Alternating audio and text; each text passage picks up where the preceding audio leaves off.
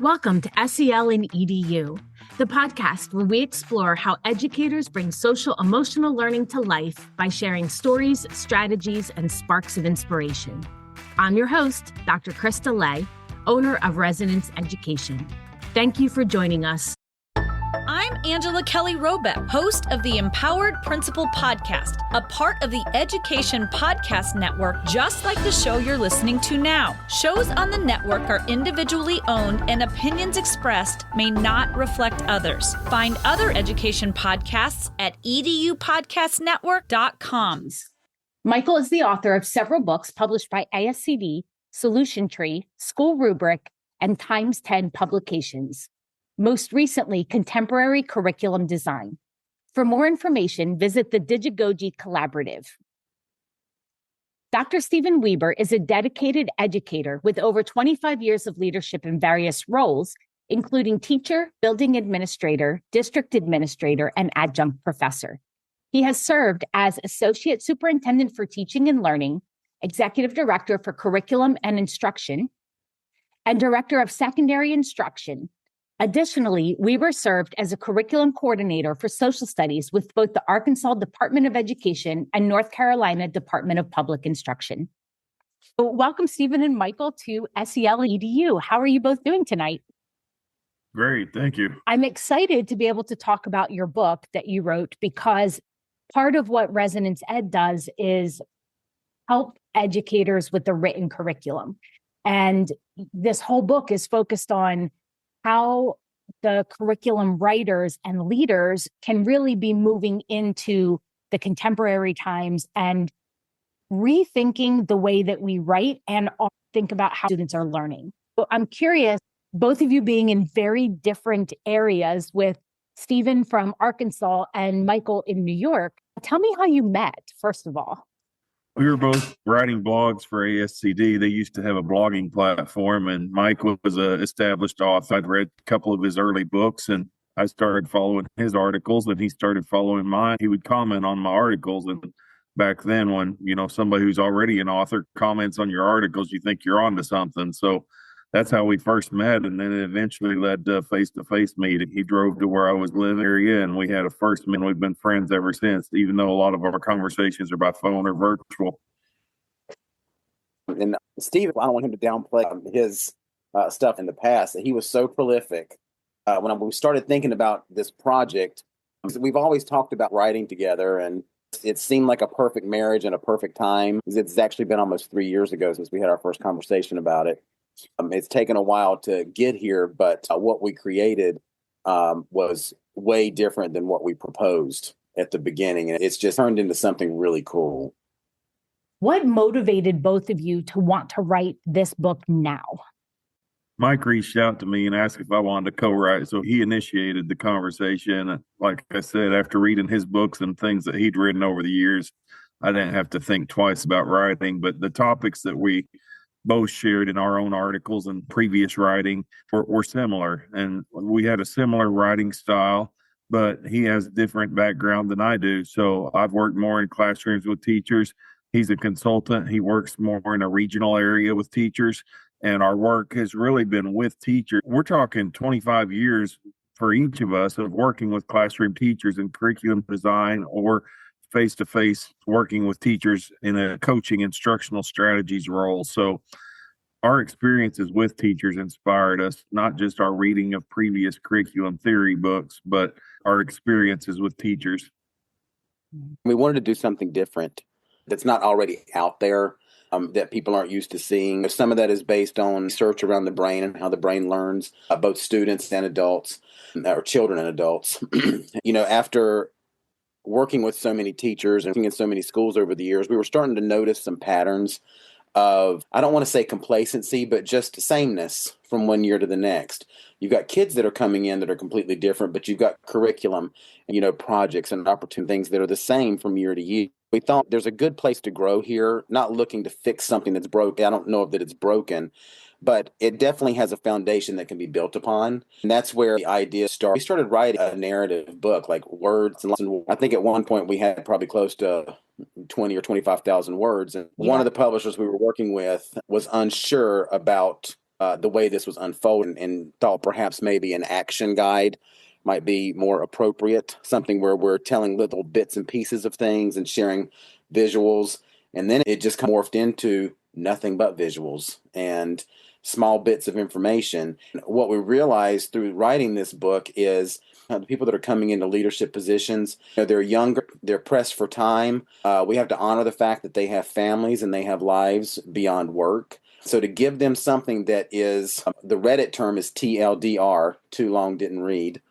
To give them something that is digestible, that is returnable, you can come back to it, and is actionable in the moment was really the focal point. The book morphed into what it is now, so that you can get what you need as soon as you need it and not have to feel compelled to sit down and just absorb this huge text that sometimes is devoid of context or devoid of stories. That's one of my favorite parts about this. I got to have a sneak preview of it before it was published. And when I looked at it, just the visuals were so engaging. I wanted to keep reading and keep learning. And it was in small pieces where I could put some thought around it and not feel like, oh, I have to go to the next page. Like I could sit with the page for a while. You mentioned that we have different types of learners, different generations of students. How do you define contemporary curriculum leadership in today's society? I think that it is something that is inclusive of understanding your students, knowing their backgrounds, having personal relationships with them, knowing their interests, supporting them in their social emotional constructs and what they need to be able to be good learners, and not focusing solely on the content that has to be covered in a class. And we want to look at the whole child and the whole experience that a child is having in our K-12 programs, pre-K through college even. A lot of this could be applied to collegiate courses as well. But understanding the world that they're living in is not the same world that we, the people that are teaching them grew up in.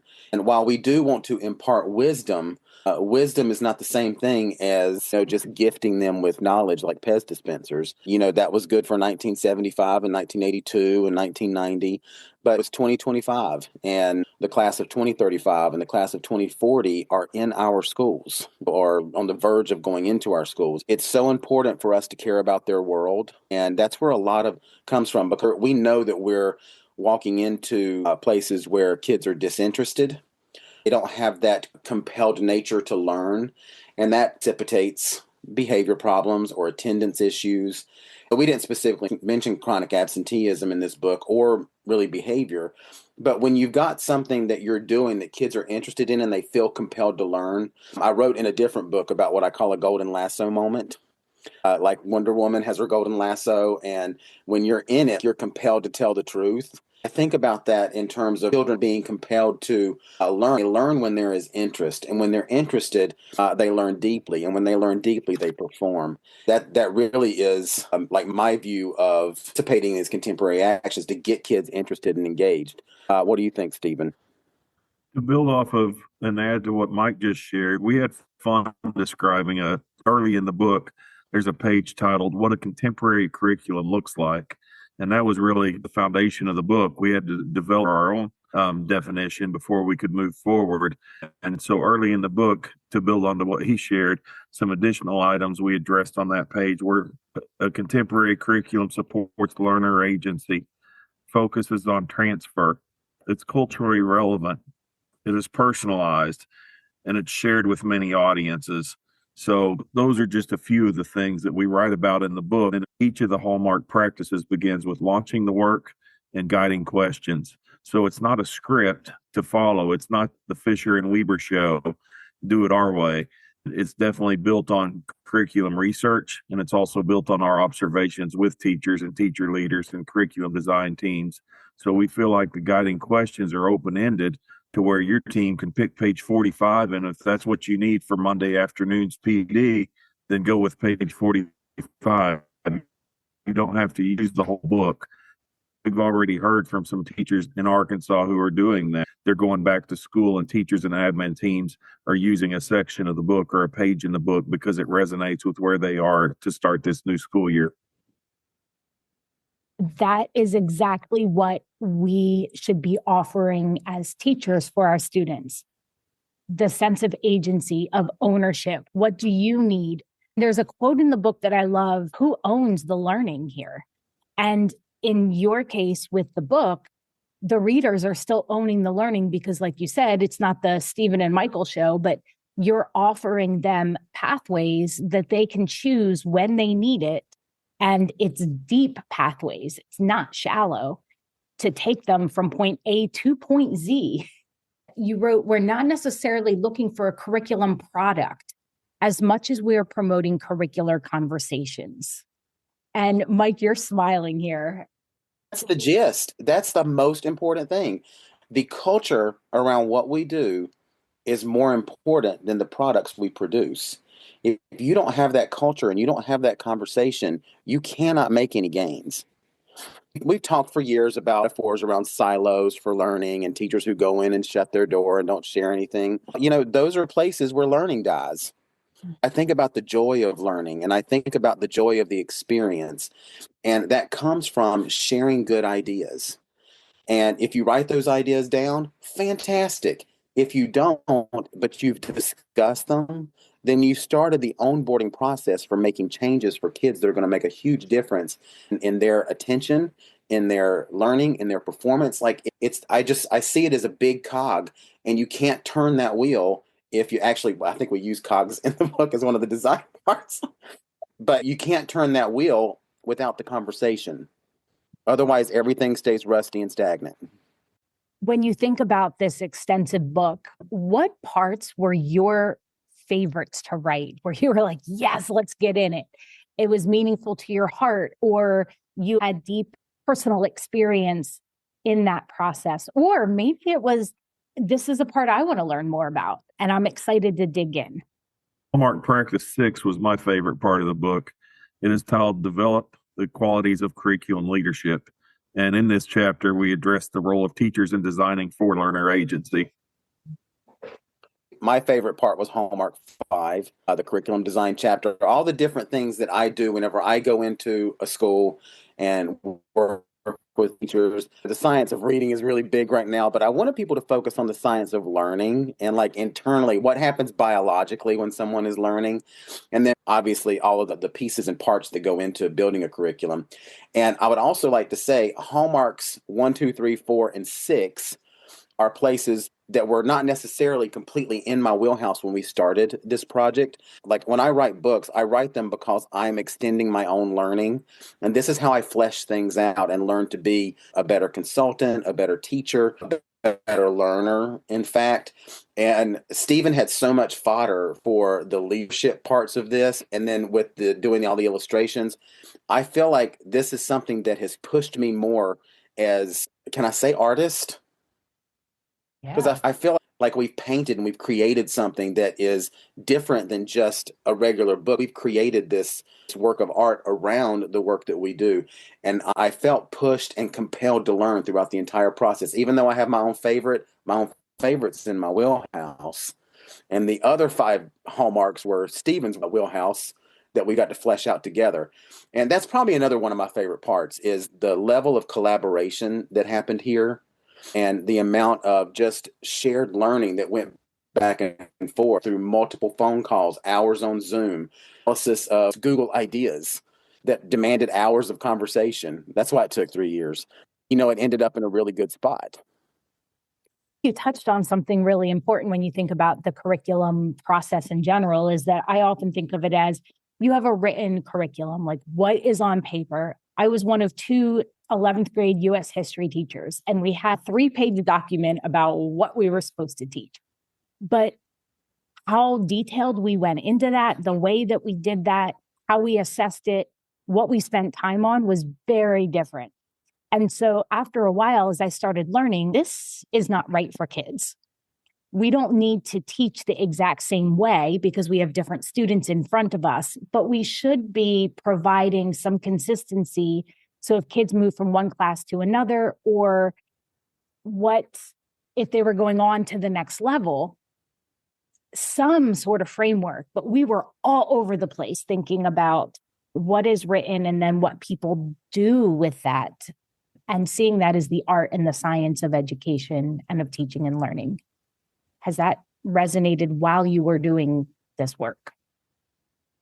I say certainly. There's a section at the end of the book with a GPS, an old-fashioned GPS logo or photo, and we talk about how a GPS is similar to the work of a curriculum design team.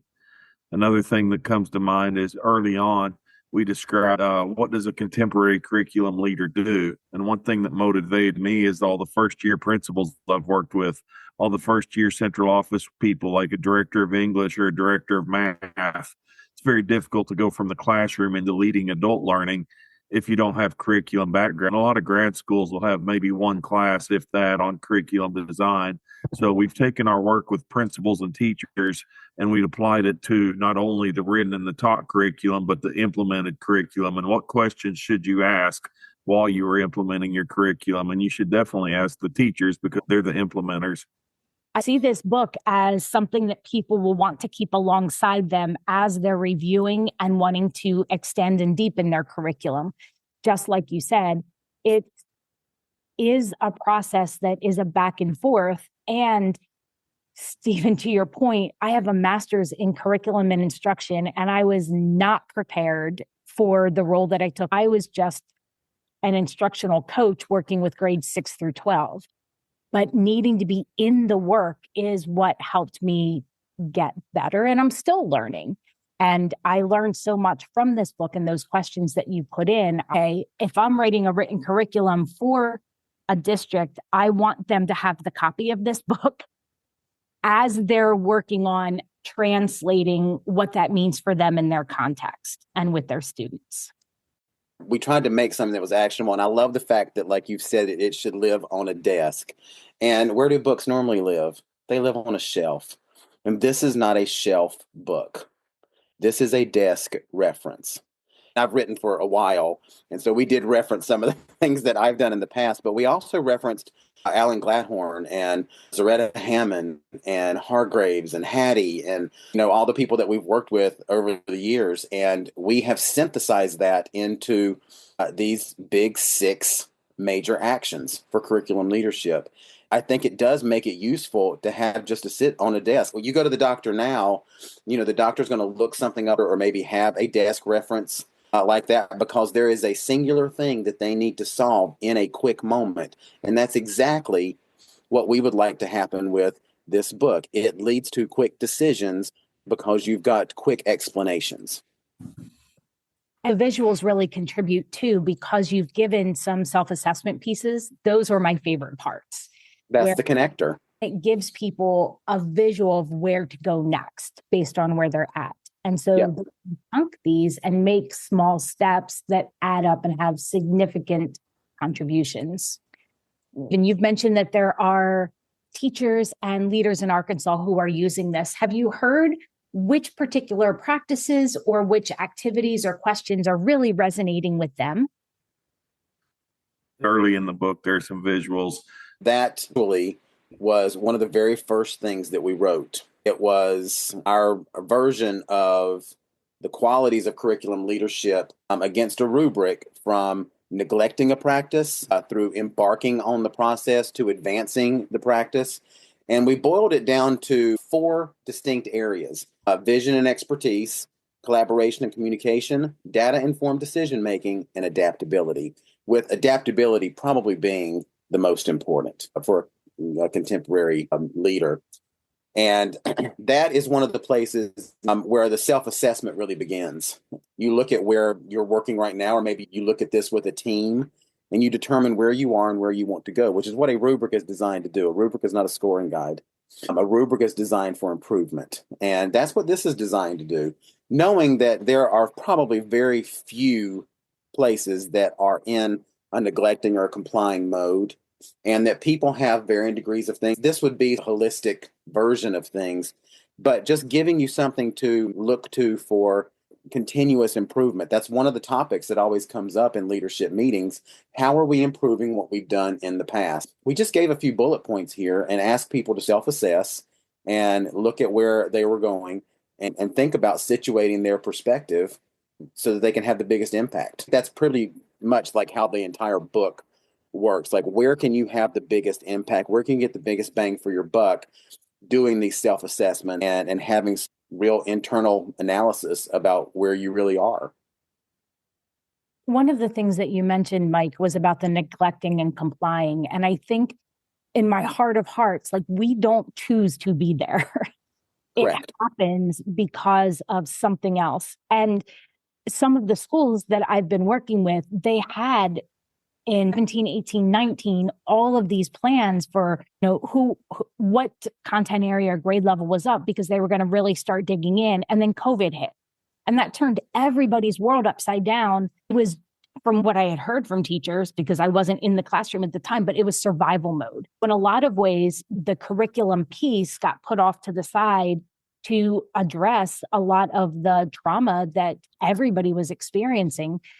And then your talk of that eras and generations of students happen so quickly now that it's caught up with us. I think this is a perfect time, and not to have any shame or blame with, maybe this is where we're at right now, but we don't need to stay here. And here's a guide that can help us to figure out that next step. There's definitely like underlying metaphors of red is a stop zone, yellow is a caution zone, green is the go zone. That happens several times throughout the book, but it's really not even the go zone, it's the grow zone. And, we want people to grow from where they are. I've talked about this with you, and I've talked about it with Stephen before. We don't ever want to go in and say, oh, you're doing this wrong, or this is broken, and we're here to fix it, because that's not what we do. What we do is help shape conversations. That's really the gist of it, and shape them in ways that promote self-improvement, not just improvement because Mike and Stephen said it looks like a good idea. We want people to find this for themselves. That's part of the self-direction, this reliance, and the agentic learning that is a theme throughout this book. You have to make those choices. You have to decide that it's worth it to you, and that it matters to you, and it matters to the students that you teach and the people that you work with. Then you have to make those decisions. The same is true, hopefully, for my 12-year-old when she unloads the dishwasher by herself without being told. She's made an improvement for the family, and it was self-directed, and I love when it happens. Mike, there's a section in there about leadership, and specifically one about supervise. I'd love to hear from both of you your thoughts around that chart. It talks about a way of looking at agency and trust and effective curriculum leadership. And you have a sympathizer, motivator, manager, and supervisor. Tell me more about that. There are a lot of district leaders who fall into the supervisor role. They're going out there for compliance, or they sneak in the back door so teachers don't see them coming. And there's so many different ways that you can hurt relationships with teachers if your sole goal is to catch them doing something wrong. So it's just like our students. We want to go from a strengths based with our teachers. What are their strengths, and how can we help them build on those strengths? Every teacher has strengths and weaknesses, but how can we build on their strengths? And what's the purpose for my visit? Is it just a flyby and I'm coming by so I can check off the list, check the box that I was at a school today? Or is there a purpose for my visit? And does the teacher know the reason for my visit? Does the visit empower the teacher, just like good curriculum, or does it tear down the teacher? Add to that, we know that when leadership sometimes is not seen as the leadership that we are describing here. It's seen as who is the boss and who has control. And there's some boss that control matters more than the actual leadership. This is an effort to help people understand that you're going to get, the Southern expression is more flies with honey than vinegar. And again, here we've got a stoplight theme here with red being the supervisor, caution being the manager and the sympathizer, and green being the motivator. Now, because people are human, and we're dealing with humans that are our teaching staff, humans that are our leaders, and little humans that are our students, we know that things are not always going to be in the green zone at all times. That's not that's going to happen. You have to be a human. Sometimes you have to sympathize and empathize. Sometimes you have to manage. But hopefully you don't have to supervise. And we were worried about that word initially, or I was, but then it's such a great new word to describe it, because it really punches. And if someone's reading this and that's where they are, and this inspires them to even move into a caution zone where they were in a red zone, then it's done what it needed to do. But we do want to inspire reflective types of leadership that are systems focused for the success of everybody, including parents. People that are adaptable to the moment, to the times, to the generation, to the student, to the news on TV last night.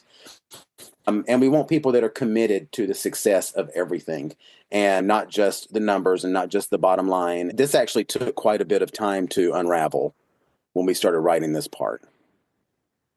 This was one of the most powerful parts for me as well, looking to move everybody forward. And I think a part of that is that you, as an individual, needing to be a continual learner, being honest with yourself, and doing a self-assessment and monitoring and adjusting.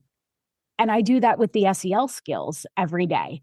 Because I've worked so deeply with them, I see in my mind the 5 competencies and the 40 skills. And I'm like, where am I at? What are my intentions? How am I responding? And what do I need to course correct?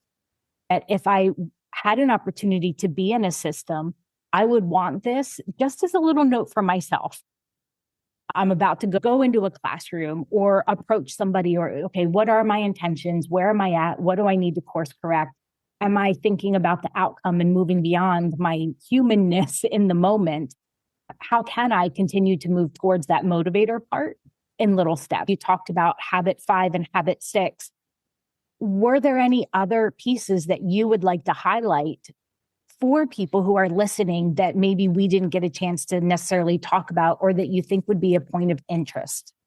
We have a section on teaching about current events, which is very complicated in some school districts. So we have a section with guiding questions for teacher teams on teaching with current events. We have another one about learner agency. It's not just a buzzword. What's it look like? What's it mean? What's it mean in our school? What's it mean in the unit we're about to teach? So we have different topics that we address. We also address scaffolding.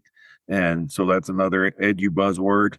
But what does scaffolding look like in this unit, and how will different learners receive the scaffolding they need to be successful? And it's called an illustrated handbook. So once again, some people will be drawn to the illustration before they are to the text.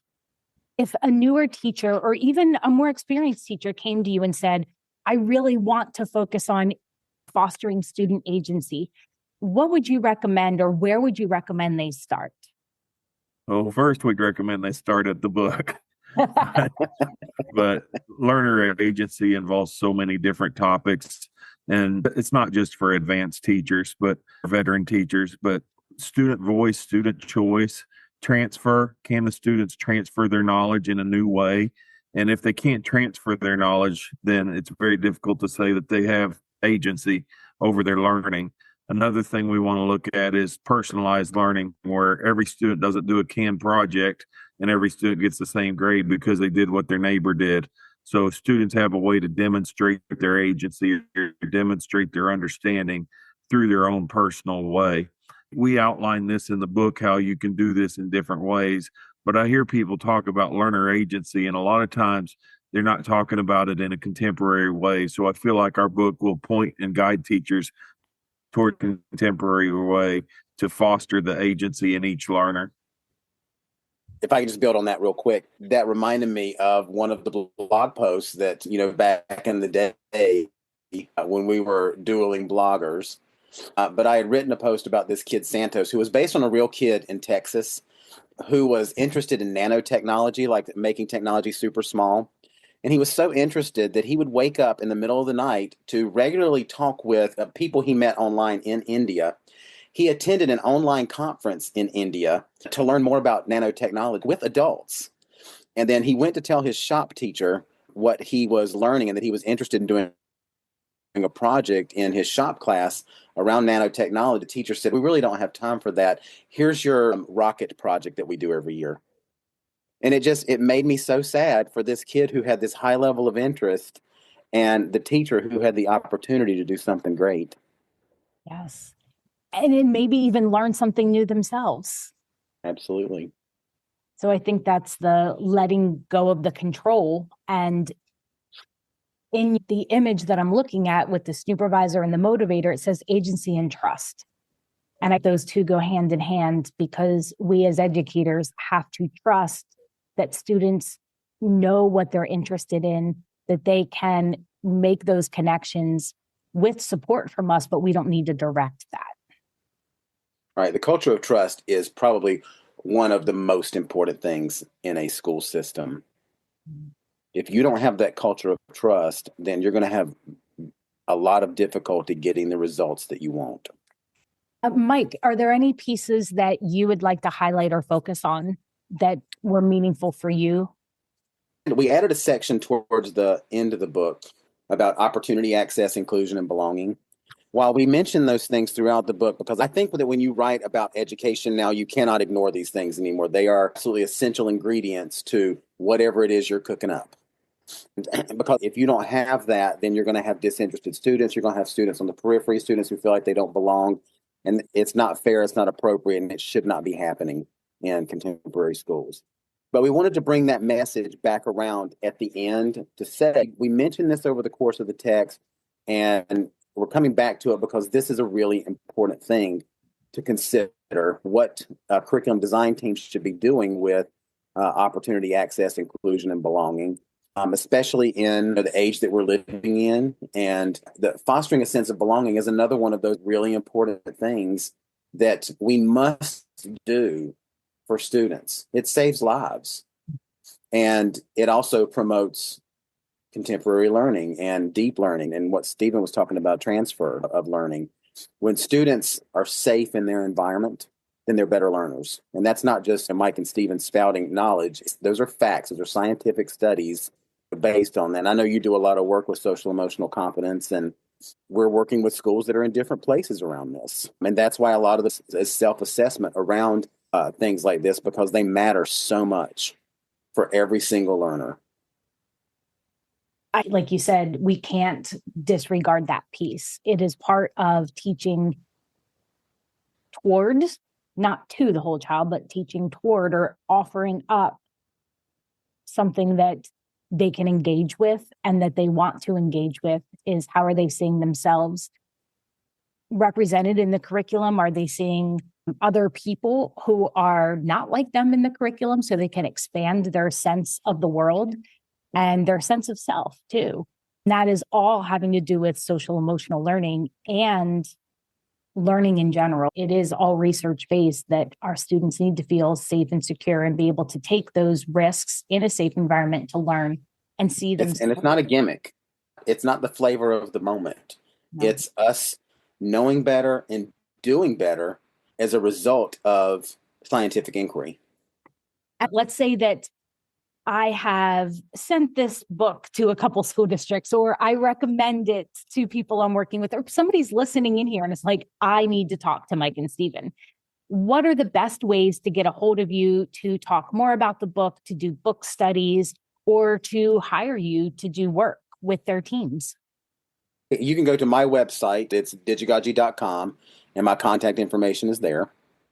Perfect. And if you're reading or you're listening right now, you can go down to the show notes and everything is hyperlinked. And Stephen? And I can be reached on Twitter at Curriculum Blog and on LinkedIn.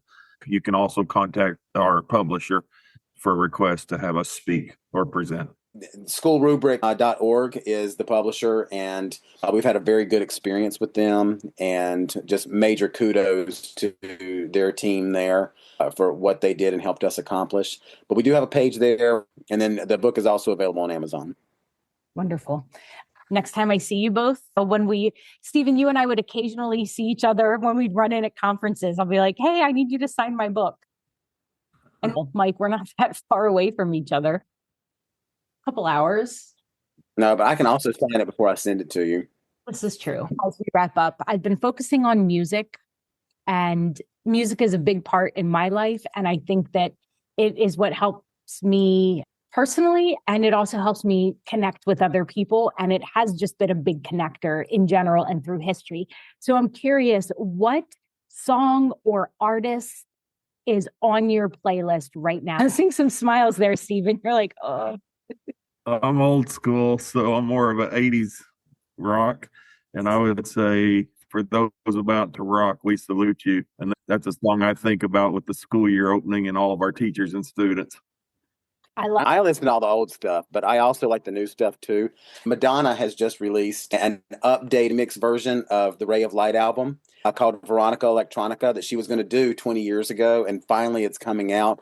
And that's what I've been listening to exercising lately. I like contemporary music too. And I've got young kids, so I'm constantly getting just some of the most ridiculous stuff. One of the things that I've enjoyed lately is this song with Bruno Mars and Rosé from Blackpink called A Petite. It's got such a hook to it, and it's such a feel kind of banger. I've really been enjoying that.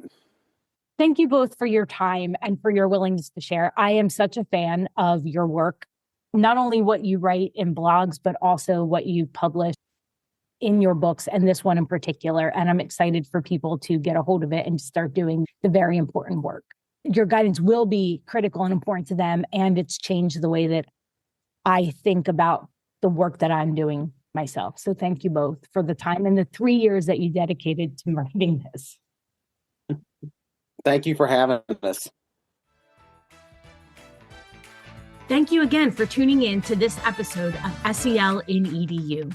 At Resonance Education, we equip educators with knowledge, skills, and resources to design learning experiences that foster students' academic, social, and emotional growth.